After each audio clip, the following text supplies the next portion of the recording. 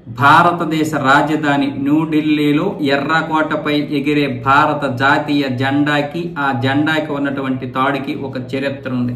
ఎవరైనా సరే ఆ జెండాని చూస్తారు, అలాగే ఆ తాడుని చూస్తారు. ఆ తాడు 1947లో మొదటిసారి జైన్ కుటుంబానికి చెందినటువంటి ఒక దుకాణ నిర్వాహకులు అందజేశారు. ఆ రోజు నుంచి ఈ రోజు వరకు ఆ దుకాణం నిర్వాహకులే ఆ తాడుని అందజేస్తూ ఉన్నారు సైన్యానికి.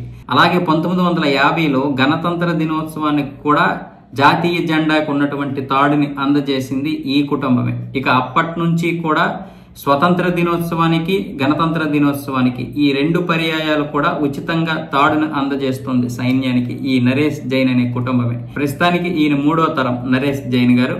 ఆయన చెప్పే వివరాల ప్రకారం 1947లో వాళ్ళ తాతగారు అక్కడ ఇచ్చారంట ఆ తాడు.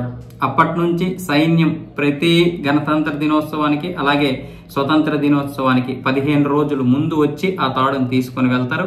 మళ్ళీ జెండా ఆవిష్కరణ తర్వాత ఆ తాడుని అలాగే ఒక ప్రశంసా పత్రాన్ని కూడా సైన్యం అయితే తిరిగి పంపుతుందన్నమాట.